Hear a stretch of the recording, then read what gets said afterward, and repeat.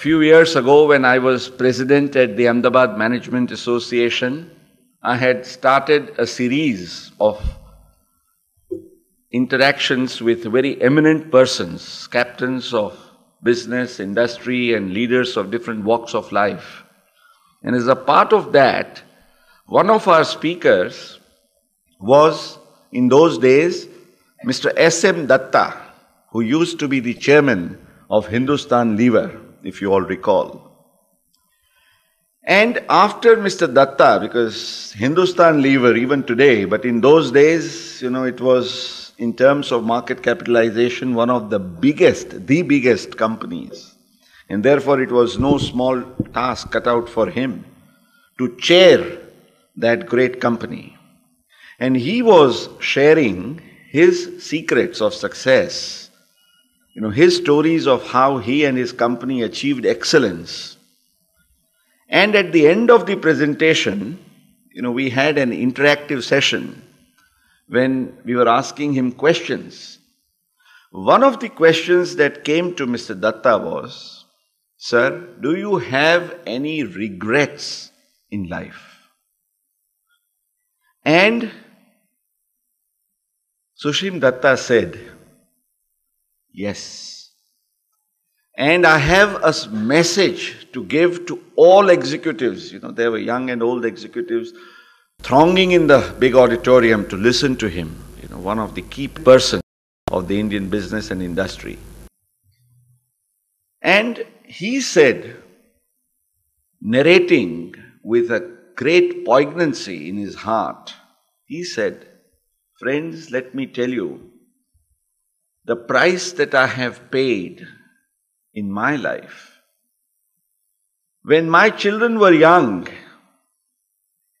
and they were expecting me to give all the time to them, and they had the time, but I had no time for them. And today I am nearing retirement and I am wondering that if and when I would like to give time to them, whether they would have time for me, because they've all become busy executives themselves." What an irony of fate. Friends, you have everything in life in terms of material prosperity, but you are still missing so much. And what is it that we all miss in life, and why? What is the cause and what is the solution? These are thoughts on which we need to ponder on. And therefore, the first thought I would like to leave with you is, let us all determine to take out time. Take out time for life. Life is such a wonderful thing, friends. How many of us, in the rut of things that we do, have been able to enjoy the charm and the beauty of a morning sunrise or the lovely spectacle of an evening sunset? The nature around us has so much to offer. Our own family, our kith and kin, our dear children, how much of time are we able to give for them? How much of time am I able to give for pursuing my own hobbies, my own interests? I'm going to talk something on time and time management as well. But as I said, this first important lesson of life we all need to remember is that we need to take out time. Time to live life, so that we don't regret someday that we've lost. How do we do it, friends? See, let me tell you, one of the biggest problems most of us face all the time is that we are unable to live in the present. What I would like to call as, we are unable to experience the experience. See, you are there on your dinner table. Ideally speaking, you should be in a position to enjoy your meal to the hilt. But you are thinking of the past, something that happened in the morning or the previous day when you had a tiff with your boss, or you are worried about tomorrow, the presentation. And therefore, even if you have the most delicious dishes on your table, dinner table, you are not able to enjoy them because you are not living in the present. Most of us, we tend to either live in the past or live in the future. And therefore, we lose the exquisite charm of the moments of the present. Friends, just think of this. Just think of it. I am not saying that we have not to think of the past or the future. We have so many things to learn from the past. We have so many things to plan for the future. But in the process, let us not end up in missing enjoying the present. The present is extremely important.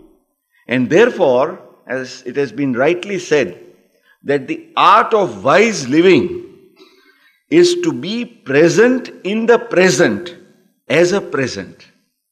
Just remember these words. The art of wise living is to be present in the present as a present. And if you experience an experience as a present experience, that is something which is going to make your life wonderful. But what happens? We impose our likes and dislikes on an experience. Whereas we should be taking every experience at its face value. We attach our likes and dislikes. And that totally changes the color of everything. One of the beautiful quotes, which I have treasured in my inspirational gems is that yesterday is but a dream and tomorrow is only a vision. But today, well lived, makes every yesterday a dream of happiness and every tomorrow a vision of hope. We have to remember this, friends, because today, yesterday was tomorrow, and tomorrow will become yesterday. And therefore, we cannot afford to lose every precious moment of our life. We must learn to live in the present.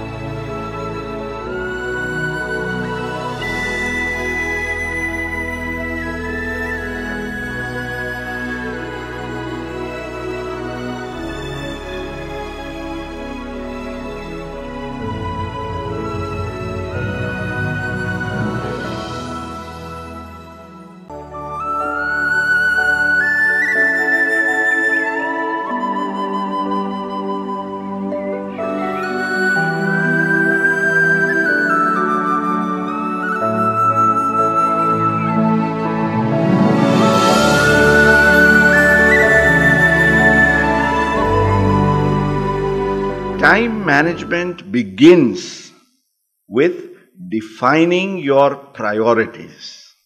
Defining your priorities. If your priorities are right, Todd Duncan, he is one of the great motivational experts in the United States of America. And when he conducts the workshops, they are all conducted in the posh hotels. So he asks his audience, this beautiful premises where we are all sitting here, what do you think, in how much time must have it been built? How much of planning must have gone into it? And they would say that, well, at least 15 to 18 months, must have gone in. Wonderful. And then he says, what do you think is perhaps the most valuable or cherished for you, then everybody would say, well, our own life. And then he would ask that if you think that even if you were in charge of constructing this building, you would have spent a good 15 to 18 months investing into how to bring out this beautiful building, tell me, how much time have you invested for your own life, planning your own life, prioritizing your goals? What is it that you want to achieve? And then he would say, 18 months, 18 days, 18 hours. And I think people would still have to shake their heads in no, that we have not even invested 18 hours. Friends, if we want to live life to its fullest, we will have to take out time, not only to live, but also to plan. And therefore, you have to prioritize.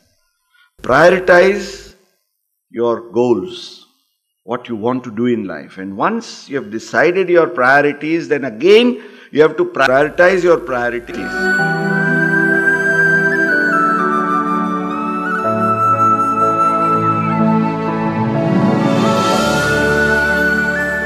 You'll have so many priorities and you can't achieve everything at a time. But you'll have to set out a timetable, just as a school boy or a school girl.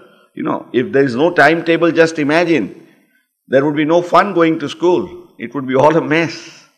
There has to be a timetable. And therefore, you have to prioritize your priorities, you have to review them, you have to balance them, friends. This balance, which I'll be talking a little more about later, is extremely important. It's not that we are not doing significant things. We are doing. Most of us are doing.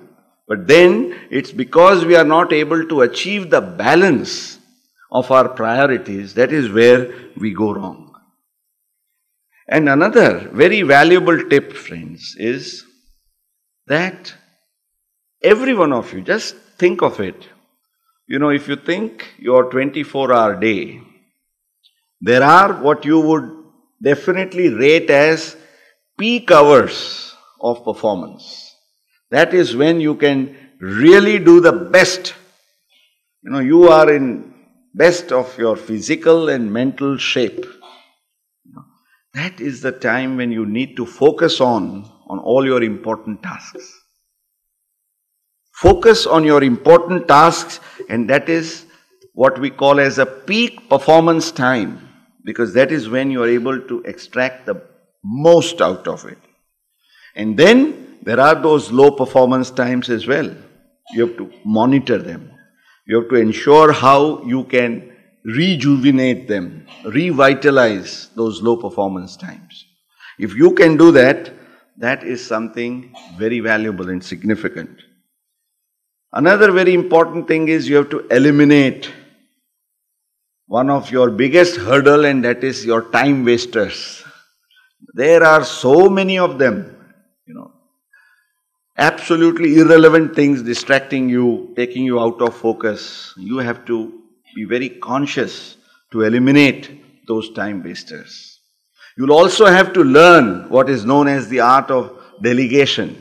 Many a times we spend our time on doing things, no doubt which are important, but which anybody else, either in our family or in our organization, could do. Then why hoon karu?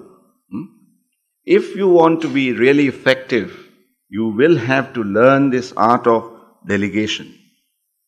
And I think perhaps the most important thing is you must learn how to enjoy your work. Because if you enjoy your work, you will find that you have all the time to do it. See, most of the time it happens that you are not able to do things because, you are not able to enjoy what you are doing. If you enjoy what you are doing, you will never feel the strain of it.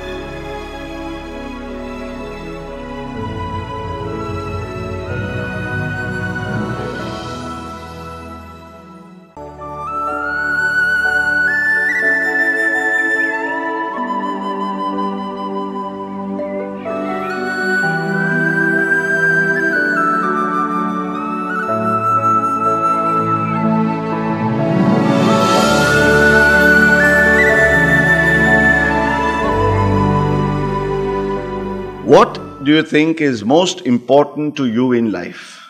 If I were to ask this young man sitting here. Career, so you are talking of what we call as success, right? Success is very important. But would you like to attain that kind of success which does not bring you happiness? So, what is coupled with success, almost as a sine qua non, is you would want success with happiness. Now, go and ask successful people, how many of them are in the real sense happy?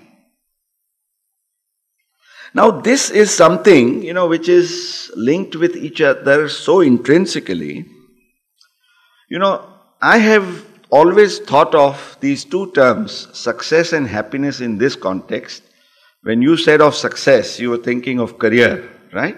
Somebody may think of wealth, somebody may think of position, somebody may think of prosperity, somebody may think of recognition, right? So you are all wanting to get what you like, and therefore success can be, in a very simple way, friends, defined as success is getting what you like, right? Success is getting what you like. If you get what you like, you think you are successful, right? And what is happiness? Or when can you really be happy? Happiness, friends, in this same jargon, if success is getting what you like, then happiness should be, in the true sense, liking what you get. See, there are people, what happens? You say that, well, I'll be happy, when I get my career. And once you get your career, then you'll say, well, then I think I'll be happy if I become the president of the organization. You say, I'll be happy when I get a car, a big Ford or a BMW or something. You say, you'll be happy if you're able to take a foreign vacation with your family. So you are all postponing your happiness to certain points of time, that I'll be happy when I get this. And that keeps on eluding you all the time. And many a times it may be happy, you'll say, I'll be happy when I have more wealth than my neighbor. You have a lot of wealth, but you are unhappy because you have still less wealth than your neighbor or your friend or your brother. Now friends, just think of it.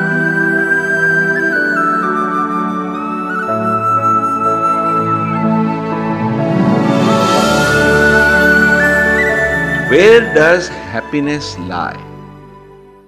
Many of us think that happiness is a destination or lies in a destination. Do you think that's right? No. Where really should happiness lie? Not just in the destination. Destination will obviously be covered because it's one point.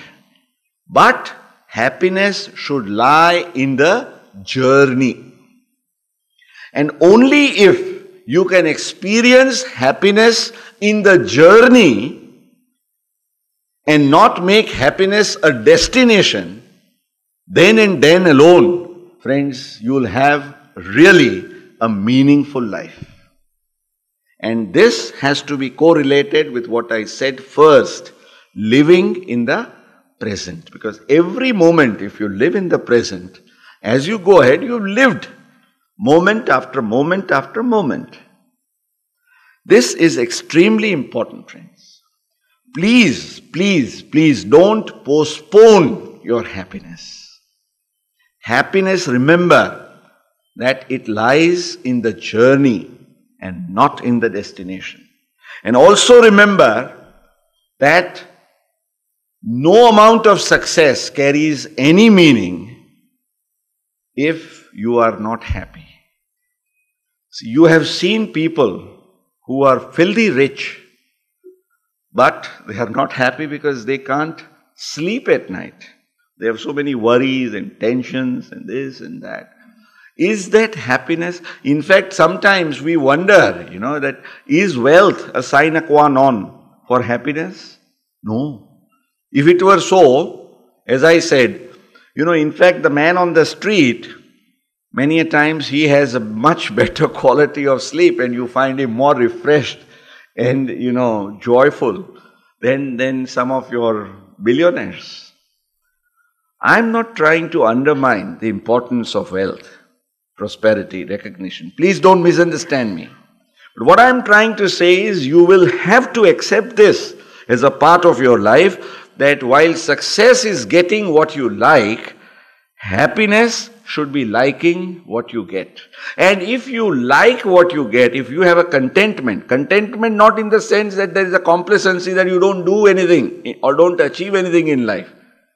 You must have, if you are a career-oriented, have your goals and have your mission. But then, don't be frustrated or disillusioned or disappointed. If in proportion to your effort, you may not get the result sometime. Still, and I think that, if Suresh Bhai, we really think of, I've often tried to interpret in my own little humble way as to what this eternal words of Gita, Karmanyeva Adhikaraste, mean. I think that, if you really think of it, means this, that do your best, and that is success.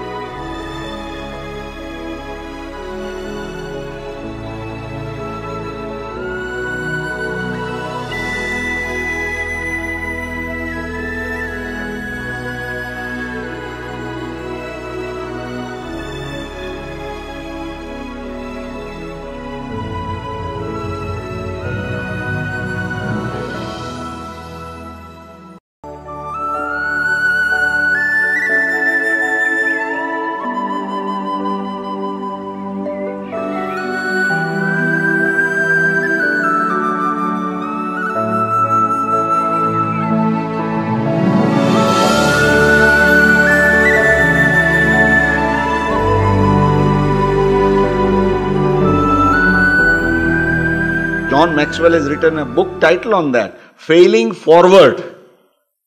You might wonder, what is that? How is failing related to going forward? He says, yes, you can fail and still you can fail forward, because even in your failure, there lies an achievement. And if you develop that attitude, I'll be talking about happiness as an attitude a very short while now. But if you develop what we call as this happiness as an attitude, and if you have this mindset of yours that in every challenge or adversity, you are able to look at the seed of an opportunity which can be transformed into prosperity.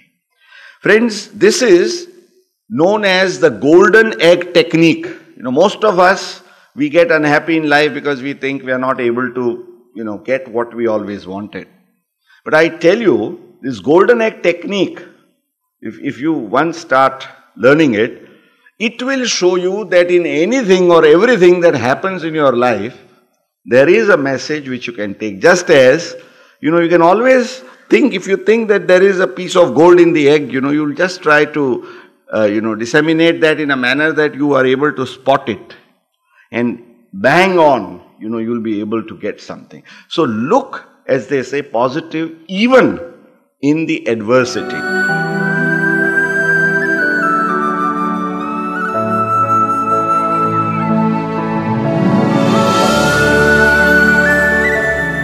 Helen Keller, I'm sure all of you know what handicaps she had in life. But what a remarkable personality she was.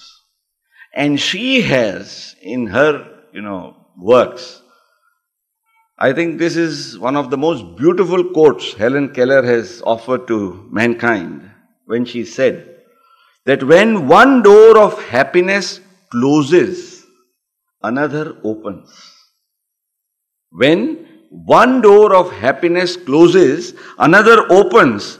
But often we look so long and so regretfully on the closed door that we do not see the new door which has opened for us.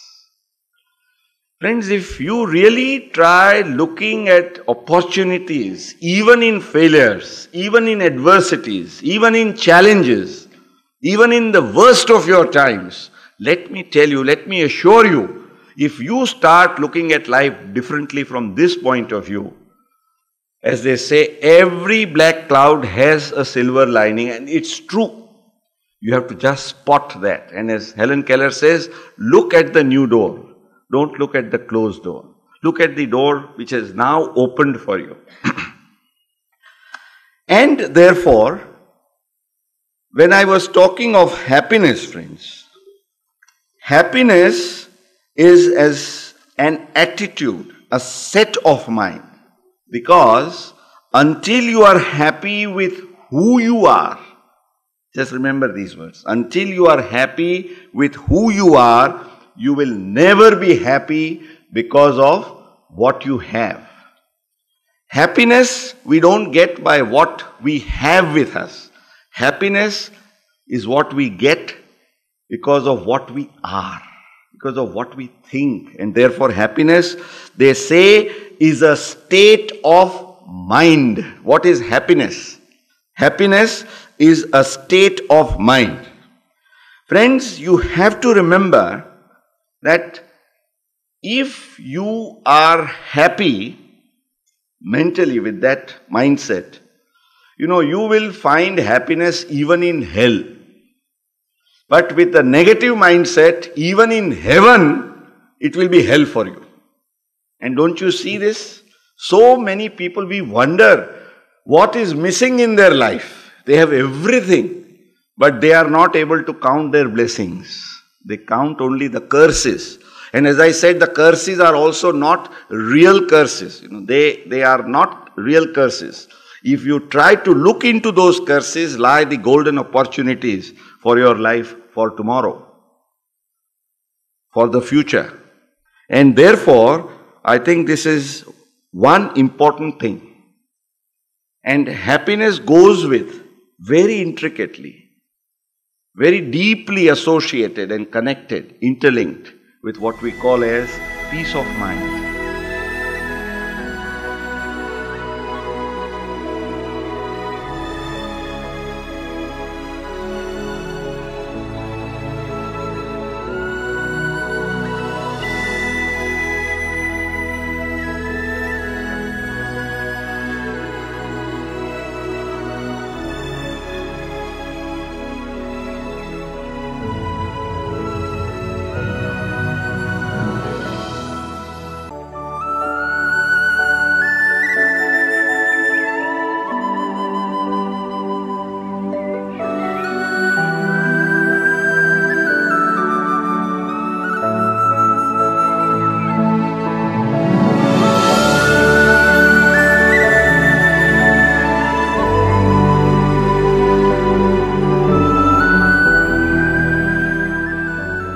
Peace of mind. I don't think anybody can say he's really happy if he has a disturbed mind. So that brings us to the question, how do you get the peace of mind, the joy of life?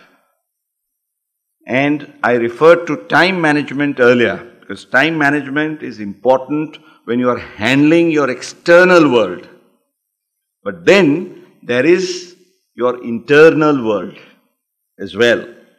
And your internal world is intricately linked with another very significant art of management, and that is mind management. Mind management.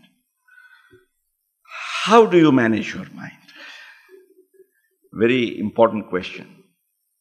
You look at scriptures, you look at the greatest philosophies all around. There is a simple, down-to-earth secret of that. The more difficult thing is how to achieve it. We'll talk a little bit about that also. But the golden truth is that be the master of your mind. Be the master of your mind rather than the mind being your master. Because the moment your mind becomes your master, then your thoughts control you and you lose control on yourself and on your life. Now this is extremely important because as I was saying earlier, what is heaven and what is hell? Somebody has very beautifully said that heaven and hell are nothing but states of mind. Don't you think so? When you think that you are on the top of this world, that is heaven. And when you feel most miserable, it is hell for you. Now the question is, who creates this heaven and hell for you? Who? Your own mind. We do that. We do that. Don't forget that. We talked about happiness earlier. People say, I am unhappy. Why? Because somebody told me this. My teacher scolded me. The daughter-in-law will say, my mother-in-law had a tiff with me. The son will say, my father doesn't understand me. The husband is complaining that my wife is nagging me. And that's why you have all kinds of reasons you want to give for your being unhappy. But the golden truth, friends, all of us need to remember, and that is intricately linked with our mind management, is always remember, as they say, always remember that no one can make you unhappy without your consent.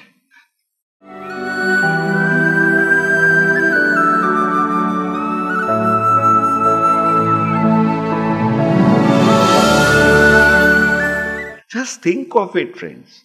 Why are you unhappy? Because you want to be unhappy. See, there are two people in the same situation. One is happy, one is unhappy. So, is the situation responsible for making you happy or unhappy? No. Somebody is happy with one person but another is unhappy with that person. Is the person responsible for making you happy or unhappy? No. Just try to think of this simple logic, as we think of logic. As a young student, I see so many young friends here. As you would solve a theorem in your geometry, based on logic, just try to think of this. It is not people, it is not situations that make you happy or unhappy. The happiness lies in the state of your mind, and so does the unhappiness. And therefore, friends, always remember that heaven and hell are both states of mind. And if you want to become the master of your mind, what is the answer to that? How do you do it? How do you manage and monitor or control your mind? Friends, that is best done by what I call as conditioning of your mind. You have to condition your mind. The law of conditioning is such, anything that is conditioned to, adapt to situations, it will easily and comfortably adapt. And once you do it with reason, with logic, with understanding, you are able to do this conditioning of minds. And conditioning of minds, conditioning of your thoughts can be best done by having what I would say as your own value system or value culture.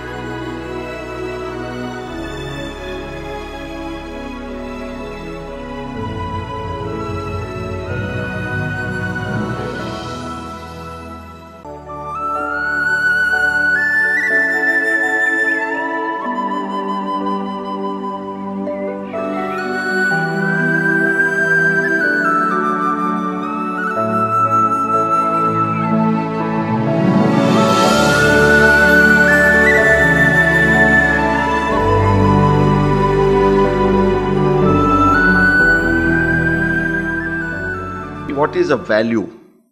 Value, as the word itself connotes, is something that is very valuable or very important or very significant for you. See, your value may be that, I am a strict vegetarian. See, that is one of your values of life. I believe in non-violence. That's a value you adhere to. Yes, your belief system, something where you attach a lot of importance to that. There are others, and we say that, therefore we talk of value-oriented education. That you inculcate good values in the children, and if their foundation is strong, the superstructure or edifice will easily come up. You don't find any problems with teenagers or youth, who have had a good childhood. A good childhood means where they have been nurtured up well. But, when you find, even when you go to look at, this is almost a science, that, the life of criminals has been analyzed, and they come to this one conclusion, that somewhere behind, that criminal psyche is something, which has generated, or you can say degenerated to this level. So it's not that. So, that has happened on account of conditioning, and conditioning can happen in several ways. I think we all are very responsible as parents. I think we have a great role to play in the growing up of our children.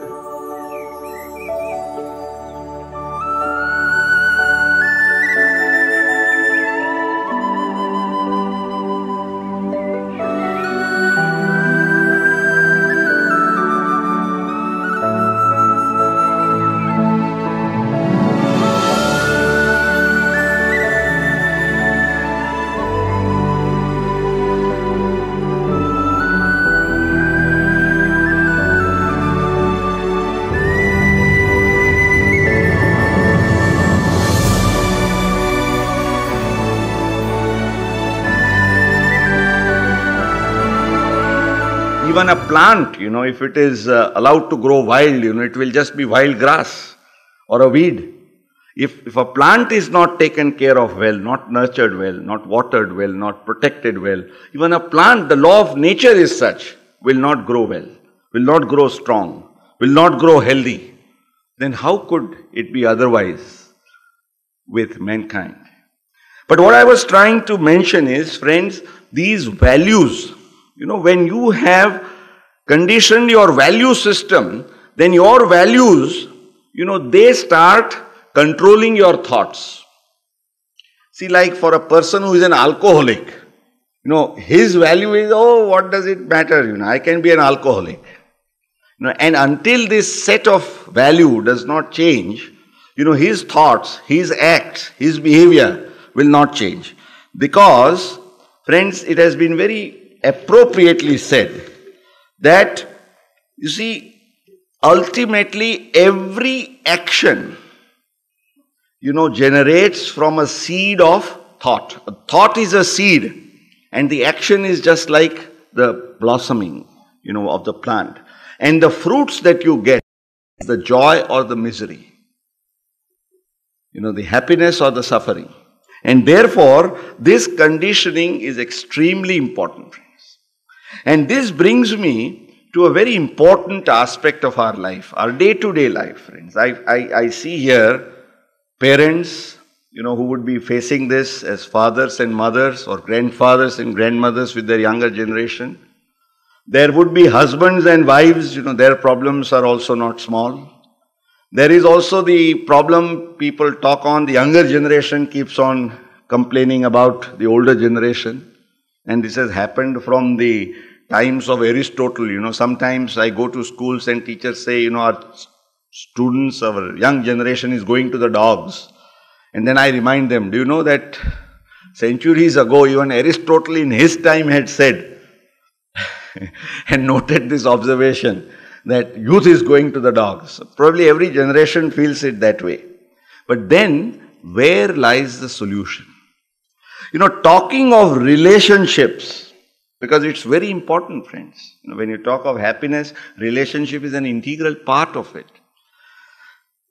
Most important thing is be at peace with your own mind, with your own self. Just try it out, That's why one of the simplest tips I think you get, people who are tempted to get angry, with every provocation that comes up to them. What are they told? That when you feel like getting angry, count 1 to 10. Why? Because in the process that you will count 1 to 10, that will be that cooling or calming or soothing effect, and it will.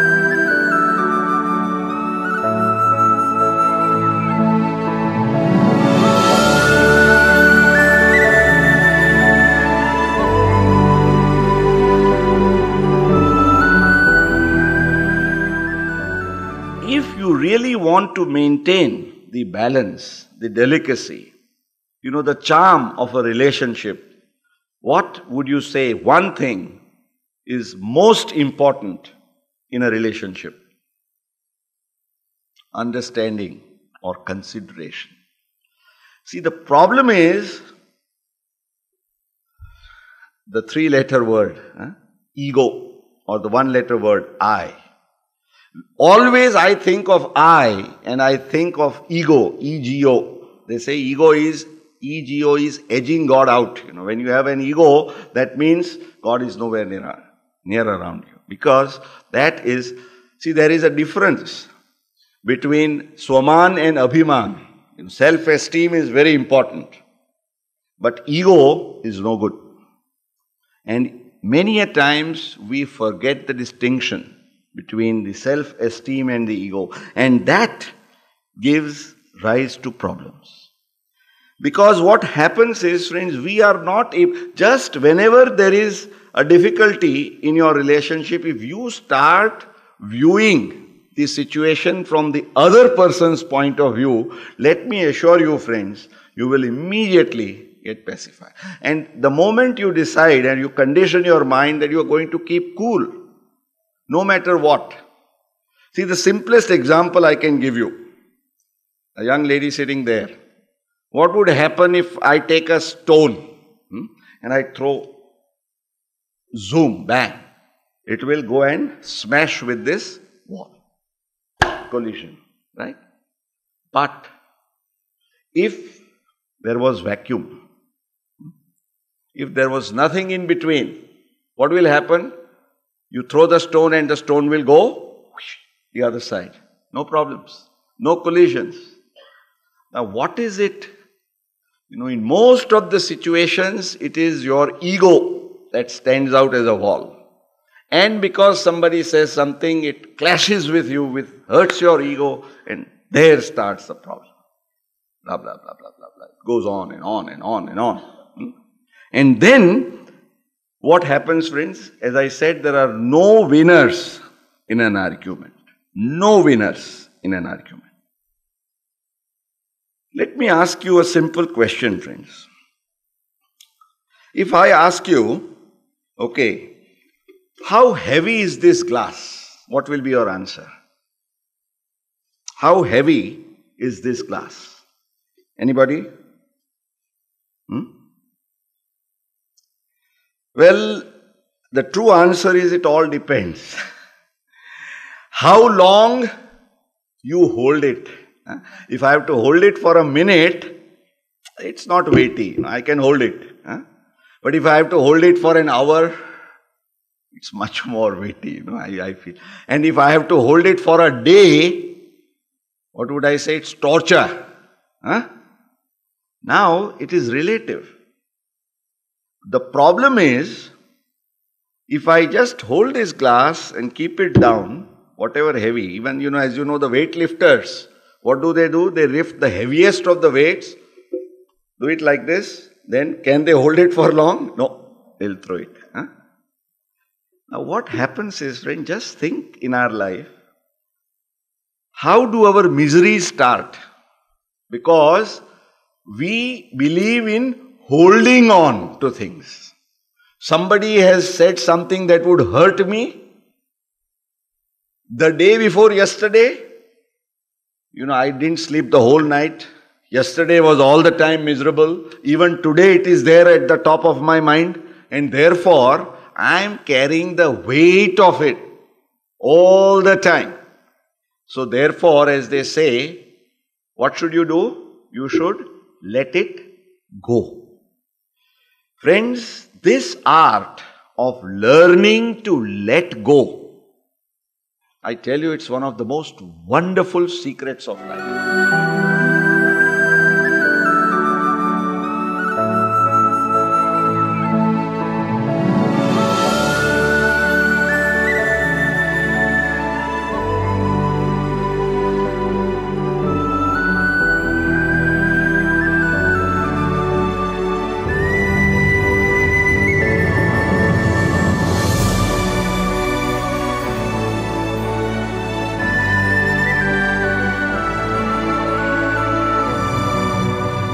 Okay, fine. This morning you met me. I had a tiff, a tussle, a clash with you. First of all, if I had conditioned my mind all right, this morning I would have had no problem, because I would have just stood there as a vacuum and you would have been throwing stones, which are going there in wilderness. Because I am not standing there as a wall for the ego to clash. But nonetheless, suppose it happened. And if I am able to forget, I let go, no problems. And then I meet you and I am fine. If I start behaving all right, don't you think the things will change and change radically? So there is a very beautiful story. I like it very much. It is about a lady. And if ladies in India think that this Saas Bahu problems, are only in our country, you are mistaken. This daughter-in-law, mother-in-law, Saas Bahu problems are there all over the world. And this story is about a Taoist monk, in China. And a lady, a daughter-in-law, young daughter-in-law was having lots of problems with her mother-in-law. She went and complained to the monk saying that, monk, please, I'm fed up of my mother-in-law. And I've come here to just give me some medicine. That I can administer to her and finish.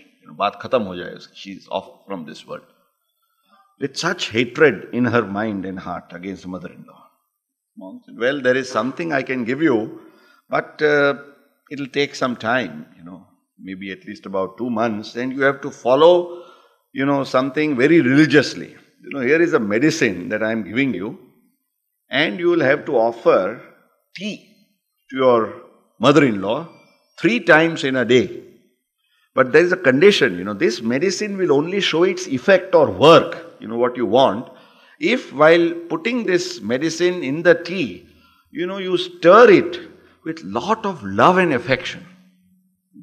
Put this medicine in the cup of tea and stir it with lot of affection and goodwill, for your mother-in-law, and give it to her 3 times in a day.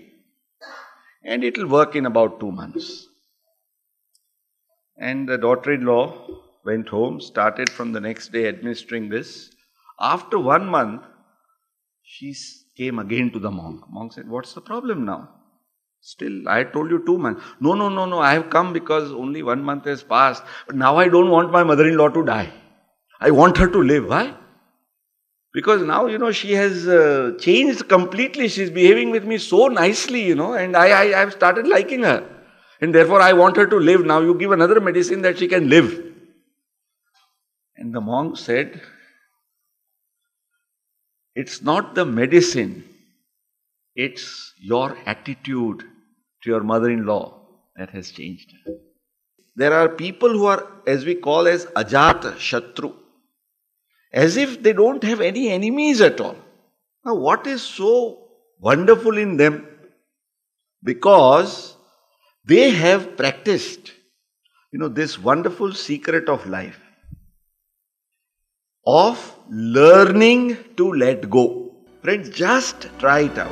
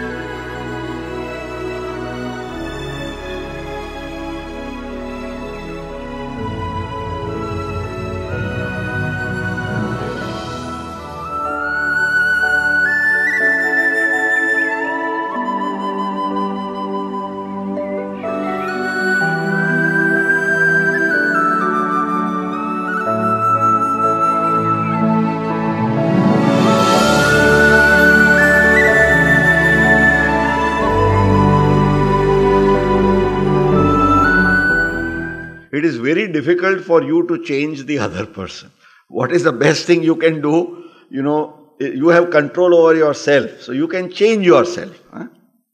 And the best way you can change yourself, and therefore there is a beautiful quote I once again have compiled in my inspirational gems. It says, and just think over it, friends.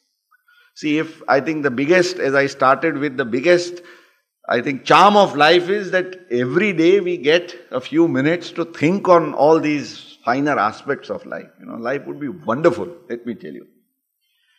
It says, God, grant me the serenity. It's in the form of a prayer.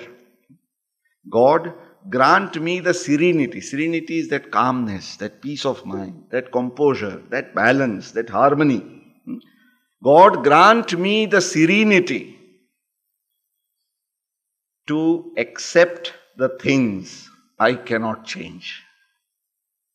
There are some things in life, some people, some situations you cannot change. Don't worry about it. Just tell God, give me that calmness or serenity to accept the things I cannot change. Courage to change the things I can. Courage to change the things I can. And the last part is very important. And the wisdom to know the difference. The difference between what you can change and what you cannot change. But friends, if you start practicing this art, I tell you, life would be completely a different experience. You have to just determine and try it out. Because how to live your life is your choice. There's only one thing where you have 100% choice. You have no choice, no control, nothing over others. But one choice, 100% control you have is over your own self. How to live your life, it's your choice. How to react to people and how to react to situations is again your choice. See, I think one of the best things we can learn from the saintly people is this. As they say, I'm sure you must have heard about this anecdote that Lord Buddha, when he had achieved enlightenment, he was walking by along with his young disciples, some of them whom had joined very recently. And, even saints have to face all kinds of abuse at times. Some village people, they were throwing dirty abuses at Buddha. And Buddha was unperturbed. He was just walking, cheerfully in his own mood and style. And one of the young disciples said, Lord, you are not bothered? They are using such filthy language, abusive language. And you are not even perturbed about it. And Buddha told the disciple, well, if I want to give you something and you refuse to accept it, where does that thing lie? With you or me? He said, obviously, if you want to give me something and I don't accept it, it lies with you. He says, I refuse to accept whatever they are telling me, whatever they are addressing me. It's only if I accept what they are trying to tell me. I have accepted it. And then the problems start.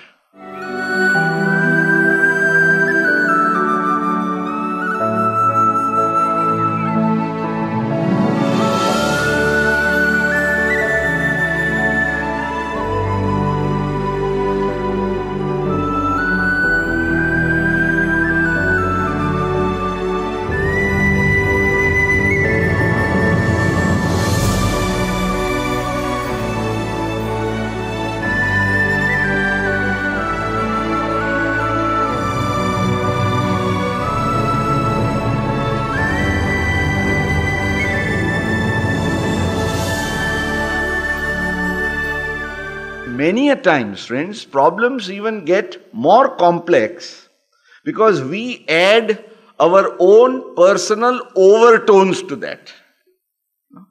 Sometimes somebody has very jokingly or in a lighter vein called you a gadedo. Chalo, gadedo. But whereas, there is only a 5% original tone in it, you add 90% of your own weight into it. And therefore, that gadedo becomes 95% serious for you. This is a small example, friends. We try to laugh it out. But don't you think that many a times, we try to unnecessarily add The best thing is to do what, Buddha did. Ignore. If somebody offers a criticism which is fair and proper, accept it, learn from it, because it's for your own good. But if he says something, somebody tries to say something which you think you don't deserve, means he's absolutely trying to do mudslinging at you, don't be perturbed about it. It's okay. I know it's easier said than done. It's not easy. But then, friends, we are all here to look at life differently. And why? Because we all want, as our young friend said, success and happiness. If you want success, if you want happiness, then, friends, you have to make your own rules of the game. You have to play the game you should be playing yourself. Just determine and decide that nobody in this world can ever make my life miserable. Why? Because my life is mine. It is mine. I have control over my life. I have control over my thoughts. I have control over my emotions. And therefore, nobody, no person, no situation in this world can make me miserable.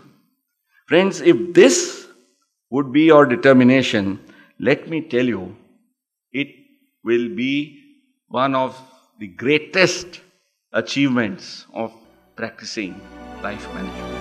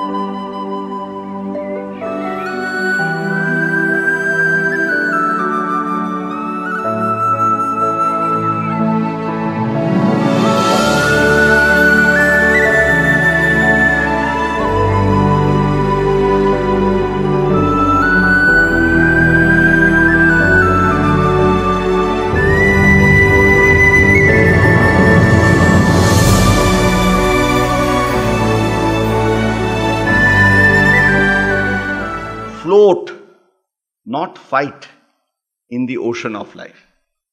Float, not fight in the ocean of life. Now, this slogan, I've carved out based on what I had read once, that, have you seen by these popular seashores, look at Hawaii, or maybe you can even find it at Goa. There are those huge waves coming up in the sea. And there are people who are just floating, absolutely on the water, so lightly.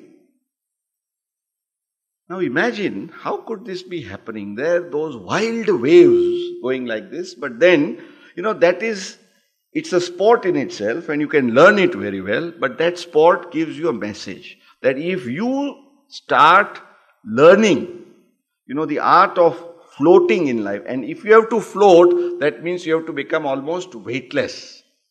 Because if you make yourself light, as they say, even go to a swimming pool, there are people who just float like this.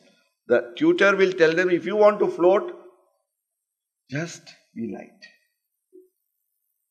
Problems start, who gets drowned? Have you ever seen a dead body drown? The irony of life is that dead bodies float. And living people who struggle, they are the ones who go deep down at the bottom of the ocean. And after they are down, then as dead bodies, they come up again and float. ગુજરાતીમાં બહુ સરસ મુક્તક છે મિત્રો. સમયના પાલવમાં છે બધું દરિયાને દોષ દેશોમાં. સમયના પાલવમાં છે બધું દરિયાને દોષ દેશોમાં. કોઈ તરતો માણસ ડૂબે છે, કોઈ લાશ તરીને આવે છે. See the irony of time.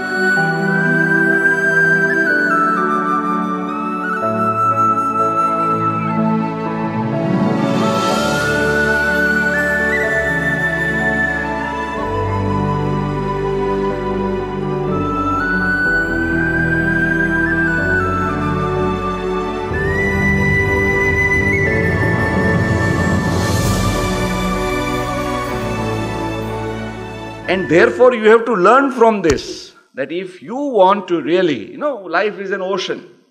And if you have to do best in this ocean of life, you must learn to float and not fight. And if you learn to float, you learn to be absolutely, as I said, without any weights, without any overtones, without any, prejudices, biases in your mind, in your thinking, in your perception, in your emotions. I think you can really, really do wonderful, friends. And therefore, you have to, what I would call as looking at life differently. We all have to learn what we call this very important terminology of insulation.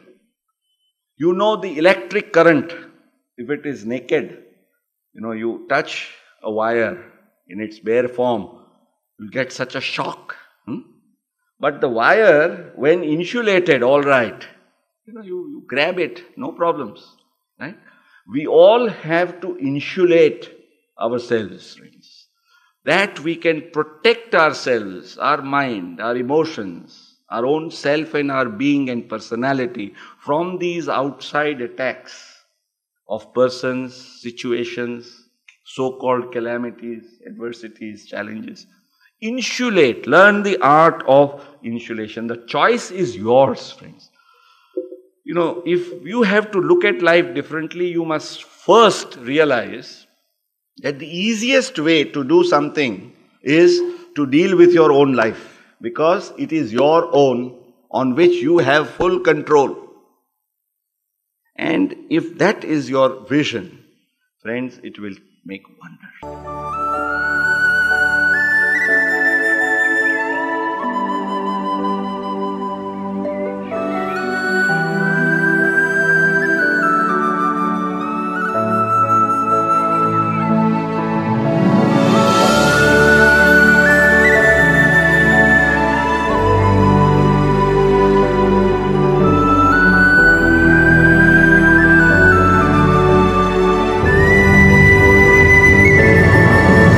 There is a law which I call as the universal law of giving. I don't know whether you have heard about it, but there is this eternal law which is known as the universal law of giving, which says, whatever you give for the good of others, whatever you give for the good of others, be it time, love, or money, God keeps on returning to you in much greater abundance.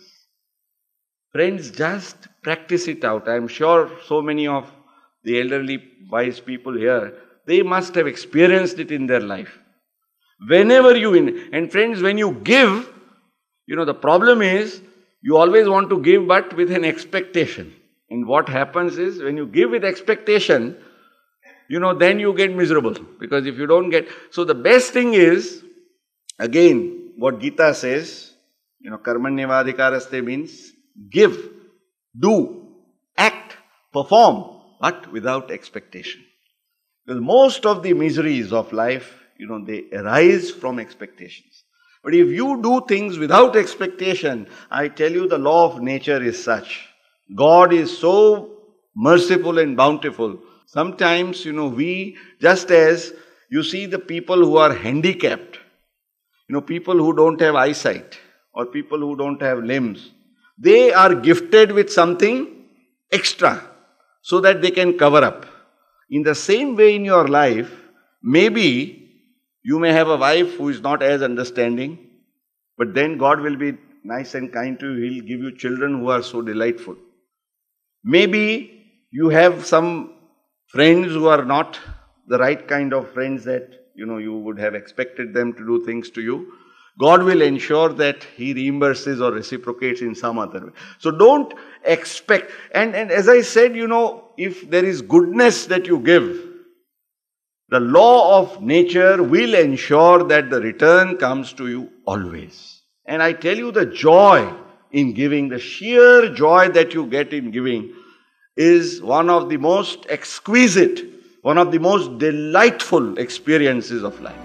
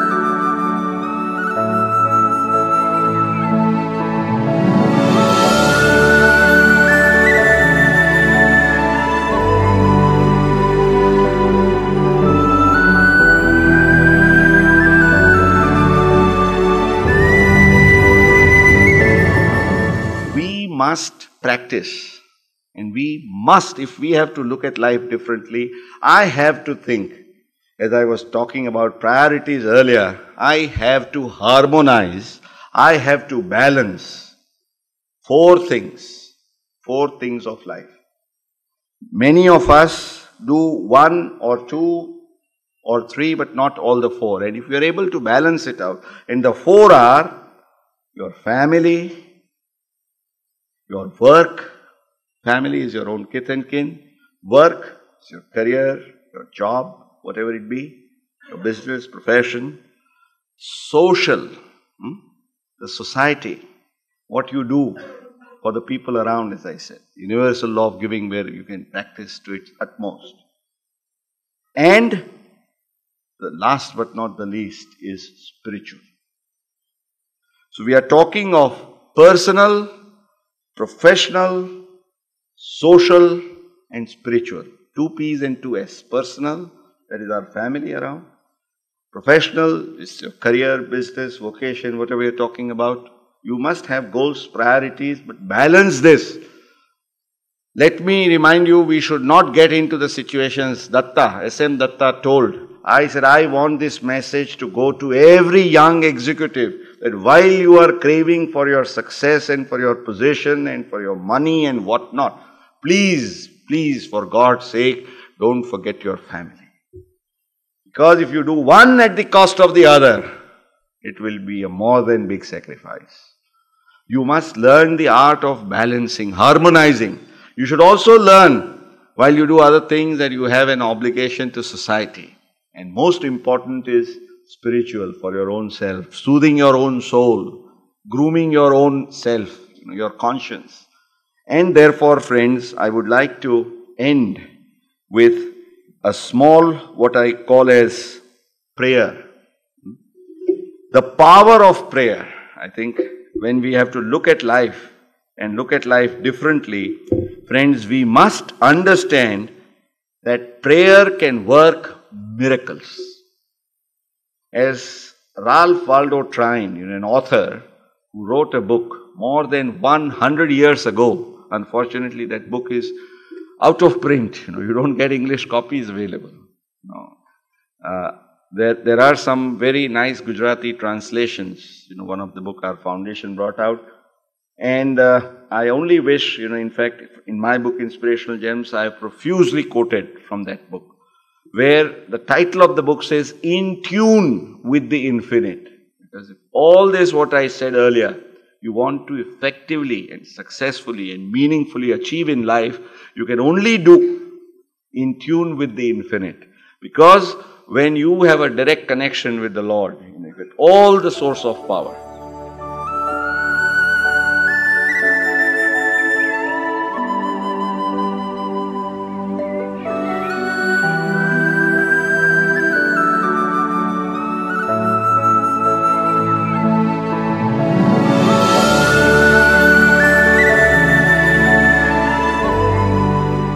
how do you establish that connection? That is through prayer.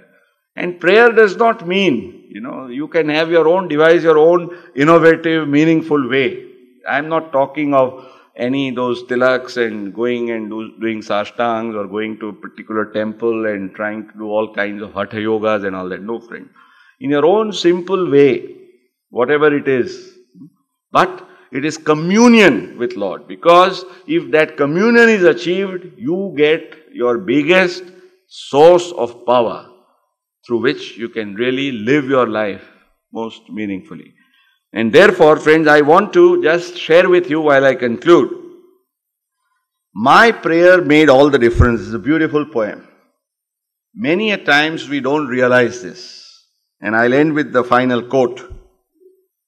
The prayer says, or the poem says, I got up early one morning and rushed right into the day.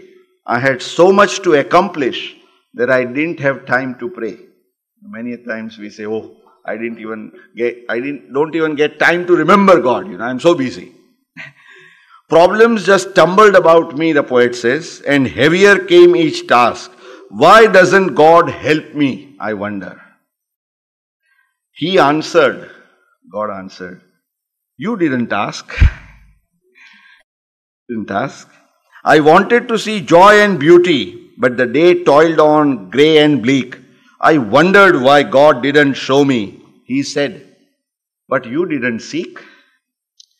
I tried to feel God's presence. I used all my keys at the lock. God gently and lovingly chided, my child, you didn't knock. So, finally the poet admits, I woke up early this morning and took my time to pray, and it made all the difference, for I had my great day. Friends, let me tell you, if you want to have a great day, start with a small prayer. And use your prayer throughout all day. And without any formalities, anything, just in the bottom of your heart, in your mind, think that God is with you. Because He is omnipresent. There is no reason why. In fact, Aham Brahmasmi. That's what our Vedas and Upanishads say. He is very much sitting within you. You have to only realize that you can draw power from Him. And that is why, friends, no wonder I always, here on this forum, I conclude with this message over and over again, that the grace of Almighty can only shower on us if only we remember. This is the entire message. If I have to say one thought of Gita, what Krishna said to Arjun, how do you translate it in one line? When the Lord said, Sharanam Mama, come to me and surrender yourself. And Arjun, having realized that, And he transformed because the moment he realized that the Lord Almighty was with him, he had all the power to fight, any number of armies in the world. And therefore, friends, if nothing more, if just this prayer we say, Lord, help me to remember that nothing is going to happen today which you and I together cannot handle. If I think this is the spirit of life, if this is how we start viewing life, if this is how we look at life differently, friends, let me assure you, it will make wonders and would only tempt you to share this beautiful couplet where the Shire has so beautifully said that the most difficult of his journeys, were lightened with such millions of lamps across on his way, when the Shire said, हमें सहल हो गई मंजिलें, हवा के रुख भी बदल गए. हमें सहल हो गई मंजिलें, हवा के रुख भी बदल गए. तेरा हाथ हाथ में आ गया, तो चिराग राह में जल गए. May Lord Almighty light millions of lamps across all our ways, if we all learn to how to look at life differently.